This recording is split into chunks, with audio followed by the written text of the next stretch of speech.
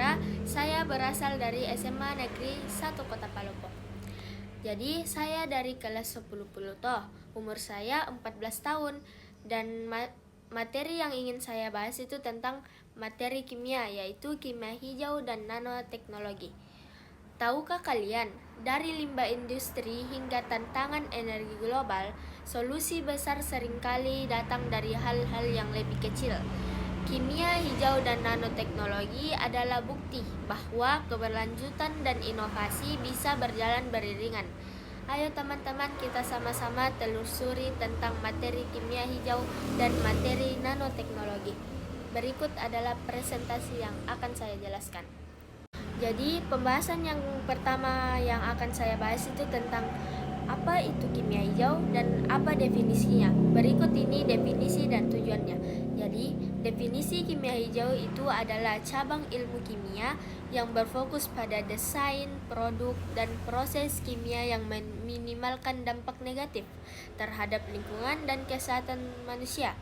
Dan tujuannya itu adalah menciptakan praktik yang lebih berkelanjutan dengan mengurangi atau menghilangkan penggunaan dan produk bahan yang berbahaya sepanjang siklus hidup bahan kimia, dari desain, pembuatan, penggunaan, hingga pembuangan.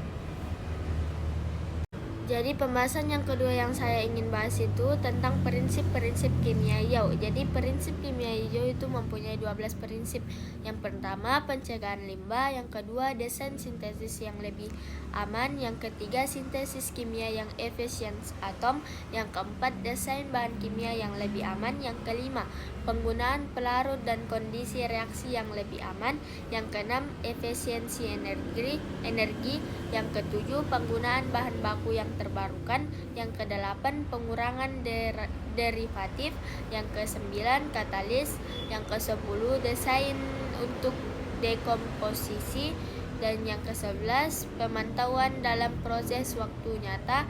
Dan yang terakhir itu pengurangan potensi kecelakaan. Nah, selanjutnya ini tujuan mempelajari kimia hijau. Jadi tujuan mempelajari kimia hijau itu dapat mengurangi dampak lingkungan. Mengapa? Karena dapat menghilangkan limbah, polusi, dan dihasilkan oleh proses kimia sehingga menjaga kelestarian lingkungan. Yang kedua itu melindungi kesehatan manusia. Mengurangi paparan terhadap bahan kimia yang berbahaya dapat merugikan kesehatan manusia, baik melalui udara, air, tanah, maupun produk konsumen. Nah, yang ketiga itu meningkatkan efisiensi sumber daya. Dapat memaksimalkan penggunaan bahan baku dan energi sehingga mengurangi pemborosan sumber daya alam dan menekan biaya produksi. Dan yang keempat, mendukung ekonomi berkelanjutan. Mendukung ekonomi berkelanjutan itu dapat menghasilkan produk yang lebih ramah lingkungan dan hemat biaya. Mengapa? Karena dia bisa meningkatkan daya saing industri di pasar global yang semakin peduli terhadap berkelanjutan. Adapun juga yang masuk dalam materi kimia hijau itu dia juga mempunyai contoh aplikasi kimia hijau. Jadi yang pertama itu contohnya seperti penggunaan pelarut ramah lingkungan. Seperti contohnya itu penggunaan superkritikal karbon dioksida CO2 sebagai pelarut untuk proses dekafeinasi kopi. Yang kedua itu penerapan reaksi katalisis. Jadi contohnya itu seperti proses katalisis hidrogen dalam pembuatan biodiesel dari minyak nabati. Yang ketiga itu pengembangan bahan baku terbarukan. Contohnya itu seperti pembuatan bioplastik dari pati jagung atau asam prolaktat sebagai pengganti plastik berbasis minyak bumi. Yang keempat itu sintesis obat yang lebih bersih.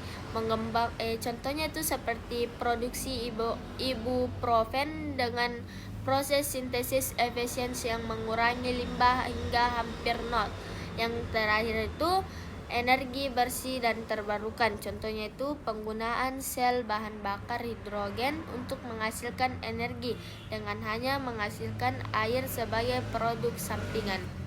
Nah, selanjutnya ini kita akan bahas tentang penggunaan energi terbarukan seperti pendidikan dan digitalisasi. Jadi, penggunaan energi terbarukan itu adalah proses berbasis energi matahari yang seperti menggunakan sinar matahari untuk reaksi kimia, misalnya dalam proses fotokatalitik untuk mengubah CO2 menjadi bahan bakar metanol. Dan yang kedua itu sel bahan bakar hidrogen, yang itu seperti produksi hidrogen dari air menggunakan elektrolisis yang didukung energi terbarukan. Nah, selanjutnya pendidikan dan digitalisasi. Jadi yang pertama itu simulasi komputer. Itu simulasi komputer seperti penggunaan simulasi untuk merancang reaksi kimia yang lebih efisien dan aman sebelum dilakukan eksperimen fisik. Yang kedua, alat prediksi bahaya kimia. Itu seperti teknologi berbasis kecerdasan buatan untuk memprediksi potensi toksisitas bahan kimia yang baru. Nah, teman-teman, jadi pembahasan yang terakhir yang akan saya bahas tentang materi kimia hijau itu yaitu tentang teknologi dan inovasi dalam kimia hijau. Teknologi dan inovasi dalam kimia hijau saya mendapatkan 5, yaitu yang pertama, manfaat lingkungan seperti mengurangi polusi, menghemat sumber daya, dan mendukung keberlanjutan. Yang kedua, manfaat ekonomi seperti mengurangi biaya produksi, mendorong inovasi, dan meminimalkan biaya pembersih. Yang ketiga itu manfaat kesehatan, yaitu mengurangi risiko toksisitas, lingkungan kerja yang aman, dan mengurangi penyakit. Yang keempat itu manfaat sosial. Yang pertama, peningkatan kesadaran lingkungan. Yang kedua, meningkatkan kualitas hidup. Dan yang terakhir itu mendorong kepatuhan regulasi, yaitu dengan mengadopsi prinsip kimia hijau. Oke teman-teman, kita akan masuk ke pembahasan yang kedua, yaitu materi tentang nanoteknologi. Apa itu nanoteknologi? Nanoteknologi adalah cabang ilmu dan teknologi yang mempelajari, mendesain, memanipulasi, dan menerapkan materi pada skala nanometer, yaitu dari 1 sampai 100 nanometer. 1 nanometer sama dengan 1 per miliar meter, yang merupakan ukuran yang sangat kecil, setara dengan sekitar 10.000 kali lebih kecil dari diameter rambut manusia. Jadi nanoteknologi ini berfokus pada pengendalian sifat dan struktur material pada tingkat atom dan molekul yang dapat menghasilkan sifat fisik, kimia, atau biologi yang berbeda dari material dalam ukuran makroskopisnya. Nah, teman-teman, di sini terdapat definisi dan skala nano dan efek kuantum nanoteknologi. Jadi, definisi itu nanoteknologi adalah ilmu yang melibatkan rekayasa struktur dan material pada skala nanometer untuk mendapatkan fungsi atau sifat yang baru. Dan skala nano itu 1 nanometer sama dengan 1 kali 10 pangkat min 9 meter, yaitu seukuran molekul kecil atau sekitar 1/1000 lebar rambut manusia. Yang ketiga itu efek kuantum. Efek kuantum itu pada skala nano sifat materi seperti konduktivitas, warna, dan kekuatan berubah karena efek kuantum. Dan juga nanoteknologi ini mempelajari tentang manipulasi material pada skala nanometer, yaitu sekitaran 1 sampai 100 nanometer, di mana material menunjukkan sifat yang berbeda dibandingkan dengan skala makro. Pada skala ini, hukum fisika dan kimia konvensional seringkali tidak berlaku sepenuhnya karena sifat kuantum mulai mendominasi. Konsep ini menjadi dasar dalam pengembangan teknologi baru dengan performa lebih baik. Nah, selanjutnya jenis-jenis nanomaterial. Jadi jenis-jenis nanomaterial itu mempunyai 5 jenis. Yang pertama, nanopartikel. Nanopartikel itu partikel dengan ukuran nano yang memiliki sifat unik seperti katalis efisiens ataupun kemampuan pengantaran obat. Yang kedua, nanotub. Jadi nanotub itu struktur tabung dengan dinding nano, contohnya karbon nanotub yang memiliki kekuatan mekanis tinggi dan konduktivitas listrik. Nah, yang ketiga itu nanowire. Nanowire ini kawat berdiameter nano untuk aplikasi elektronik seperti sirkuit mikro. Yang keempat, material 2D. Material seperti grafena yang memiliki sifat konduktivitas tinggi dan kekuatan yang luar biasa meskipun tipis. Dan yang kelima, quantum dots. Jadi material ini digunakan untuk pencahayaan sensor dan bioimaging karena sifat topiknya yang unik. Nah, selanjutnya metode sintesis nanomaterial. Jadi metode sintesis nanomaterial itu top down, yaitu pendekatan ini memulai dari material skala besar yang dikurangi menjadi nano, seperti menggunakan litografi atau pengerusan. Yang kedua, bottom up.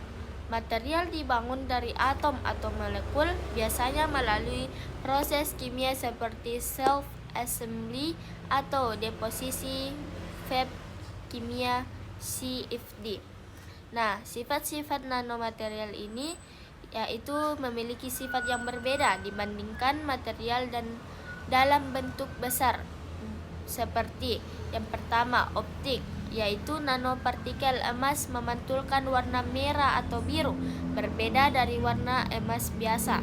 Yang kedua, mekanik, yaitu material nano lebih kuat dan fleksibel.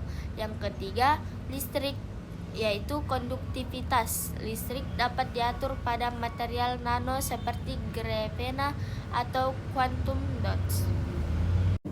Jadi selanjutnya prinsip-prinsip nanoteknologi. Jadi prinsip nanoteknologi itu mempunyai 8 prinsip. Yang pertama, efek kuantum seperti pada skala nano.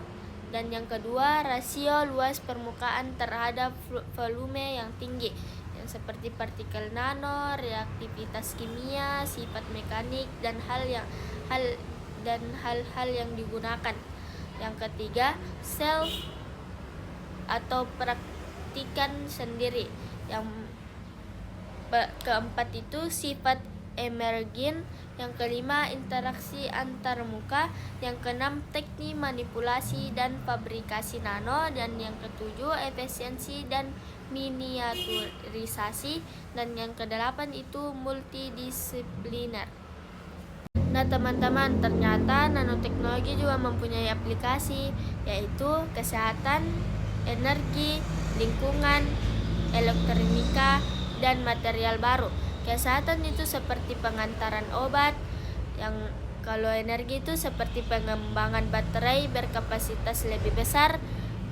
Kalau lingkungan itu teknologi nano untuk memurnikan air. Yang keempat, elektronika, yaitu pembuatan sensor, sirkuit, atau memori data. Yang kelima itu material baru seperti pelapis anti gores atau pakaian pintar. Dan juga nanomaterial mempunyai karakterisasi, yaitu mikroskop elektron, spektroskopi Raman, dan XRD. XRD itu seperti menganalisis struktur kristal material nano. Nah, oke teman-teman, selanjutnya itu aspek etika dan keamanan nanoteknologi. Jadi, karena nanoteknologi bekerja pada skala yang sangat kecil, ada kekhawatiran tentang dampaknya terhadap kesehatan manusia. Mengapa?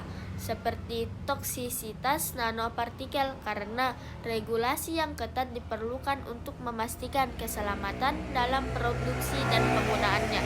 Dan juga nanoteknologi masa depan. Nanoteknologi masa depan itu potensi nanoteknologi untuk mengubah kehidupan manusia sangat besar.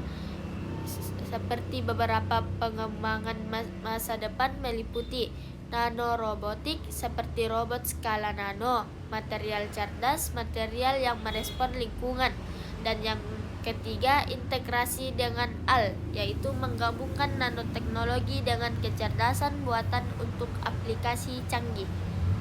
Dengan itu, sifat unik nanomaterial dan aplikasi yang lebih luas, nanoteknologi menjadi bidang penting dalam inovasi teknologi. Nah, oke teman-teman, berikut pembahasan terakhir dari saya, yaitu saya akan menyimpulkan tentang materi kimia hijau dan materi nanoteknologi. Jadi, kesimpulan menurut saya tentang materi kimia hijau itu, kesimpulannya itu bahwa kimia hijau adalah pendekatan dalam kimia yang bertujuan untuk mendesain proses dan produk yang lebih ramah lingkungan, aman, dan efisien. Prinsip utamanya adalah dapat mengurangi dampak negatif terhadap lingkungan serta meningkatkan keberlanjutan dalam produksi bahan kimia. Dan kesimpulan menurut saya tentang materi nanoteknologi itu bahwa nanoteknologi adalah revolusi dalam ilmu pengetahuan dan teknologi yang memungkinkan eksplorasi sifat unik bahan pada skala nano untuk memecahkan berbagai tantangan global. Dengan potensi luasnya, nanoteknologi berperan penting dalam meningkatkan kualitas hidup, tetapi perlu diimbangi dengan penelitian tentang dampak lingkungan dan sosialnya untuk memastikan penggunaannya yang aman dan yang berkelanjutan. Oke teman-teman, itulah pembahasan atau presentasi dari saya tentang materi kimia hijau dan nanoteknologi.